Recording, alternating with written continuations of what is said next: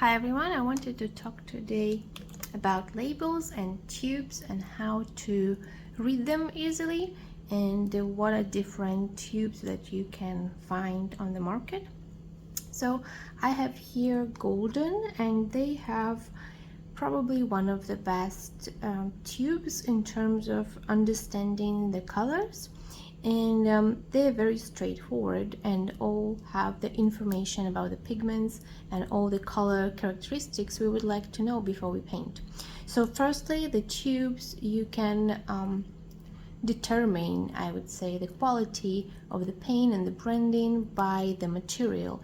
So the tubes of professional high quality artist grade paints, they are usually metal, versus cheaper brands or cheaper mediums. Some of them will be more plasticky. For example, here I have an acrylic gouache, and you can see this is a plastic, very flexible tube, and plastic tubes have their pros and cons, as well as the metallic ones.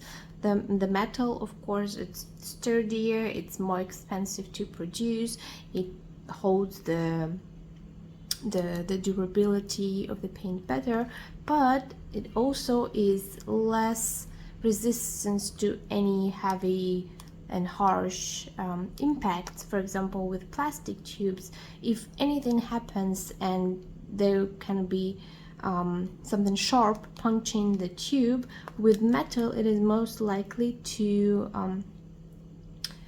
fold, bend, and have some damage. And with plastic, if it's a good plastic, they are flexible and they stay flexible no matter what.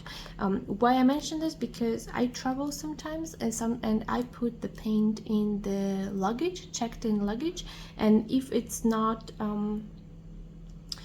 handled carefully, there can be damage to the tubes. So that's why I mentioned this. But anyway, so first is the material the tube is made, second is the lid, and it's also important to evaluate the quality of the paint, because the lid first needs to be of a good quality, easy to screw off and screw on, and it has to be tight. You cannot have a lid that is not tight, because your paint will just dry out. So this is another characteristic of a good paint. And now to the labels. Normally on the front side we will see, of course, the brand and what is this paint, and the color. So some brands, like for example this Turner, they just put a printed color, and we know that the printing of a color and the digital version of a color not always corresponding to the real color swatch. So that's why I like the golden tubes, because they have a real paint swatch. You can actually feel that it was real over black marks, to not only show you the color but also to show you the opacity of the color. Of course they will have a label for the opacity, but this front display of the color in this tube is better, in my opinion, than just a printed on a plastic, like kind of digital color. Yes, it will most likely be true to what is in the tube, but sometimes it is not, especially with the cheaper acrylic paints or any other mediums.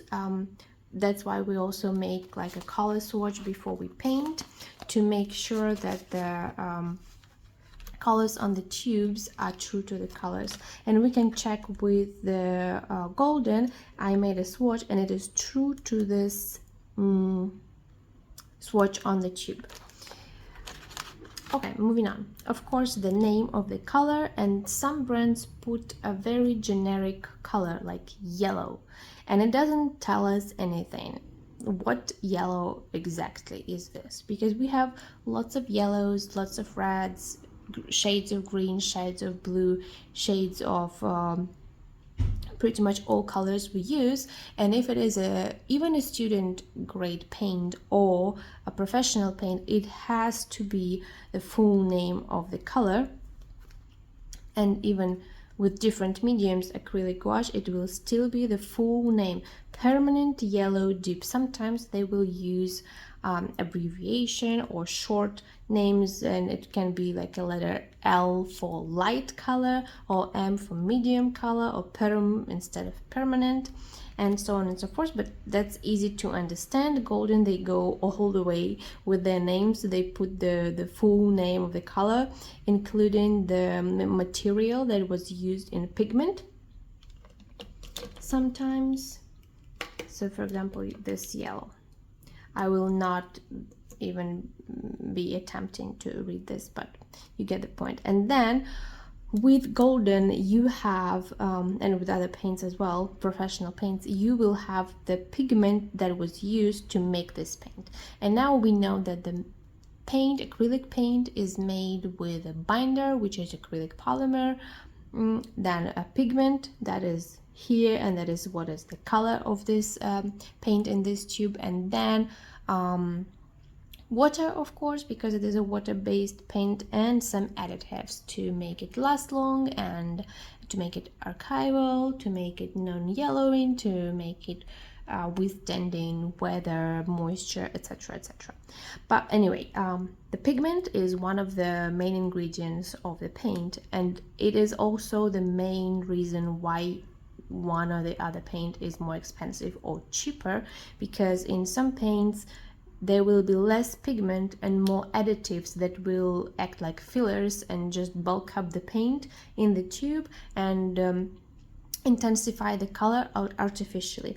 And the paint can be single pigmented when it's only one pigment was used to make it, or it can be mixed with other colors. For example, here we have our yellow, and it is a single pigmented color, which makes there is only one pigment used to produce this whole tube, which is good. We know exactly what color it is. We know that the brand did not cut corners on production, and that is exactly what we're getting. And there are also mixed colors. Not always mixed colors are bad. Sometimes it is the only way you can achieve a certain shade. For example, this green light, so it is a green light, then we need to of course add white to it, and we can see here PW6, it is titanium white. It is an index code for titanium white, and the brand, all the brands, they use the same codes. They're universal, and you can find online, and I will list under the video the letters, the letters and the numbers for all pigments that brands are using.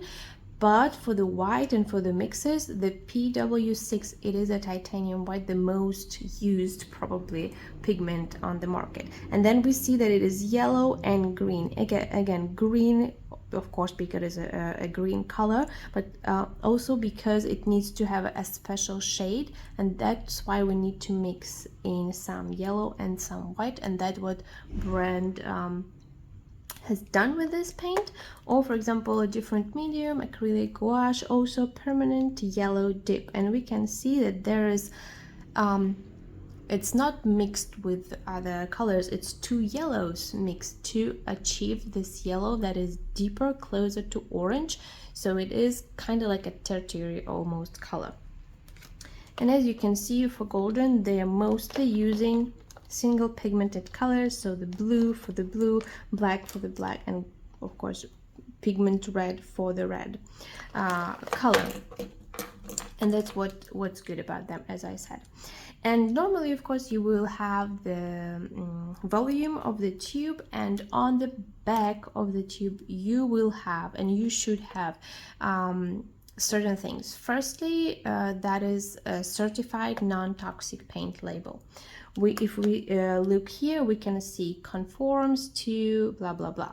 It makes this paint safe to paint with, to use for painting.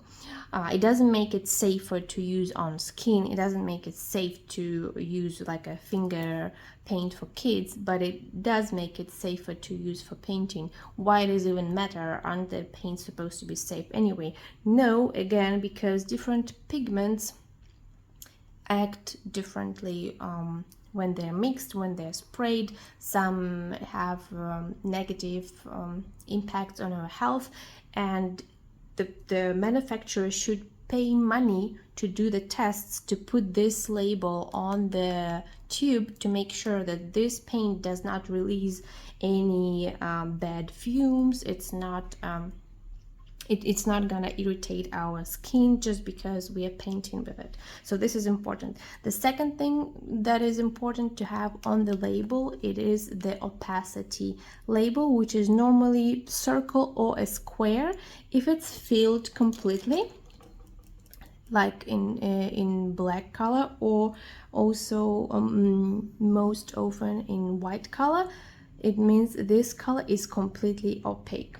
When it is a half-filled square or a circle, this color is semi-opaque or semi-transparent depending on the brand, because some brands have 4 grades: opaque, semi-opaque, semi-transparent, transparent, and some brands only have 3: opaque, semi-opaque, and transparent. So again, semi-transparent or semi-opaque, and then it's empty square or empty circle. In this case with golden, it's semi-transparent or transparent. And some brands, for example this acrylic gouache, it does not have this on the back of the tube and not on the front, so we only know if this color is opaque or not by testing it or by googling the color chart of the brand. So that is the second most important thing to see on the label. And the third important thing to see on the label, it is the light fastness. It is how this specific color is fade resistant, how long it can resist. And there are normally 3 or 4 grades. This is also a system that is the classification that is a universal classification, and the higher the grade, the higher is the resistance of this color. So number 1, this like little sun with the number 1, it means that is the most light fast color.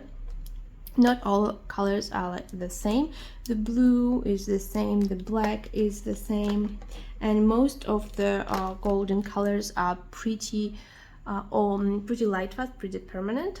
They will not fade easily, but there is also a good light fastness, which is number 2. And sometimes we don't have the numbers, but we do have the stars, and this works in the same way. The number of stars will determine how light fast is the color, and also the brand can have its own classification. For example, 1 star will be fugitive color, translucent, not permanent, and the 4 stars will be the highest light fastness, excellent light fastness, and the permanency of the color.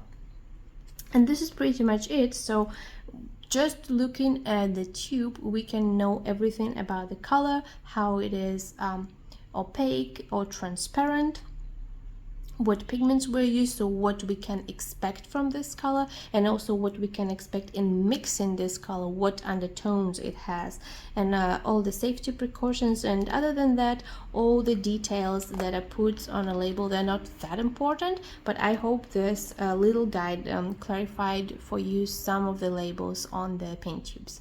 Thank you for watching.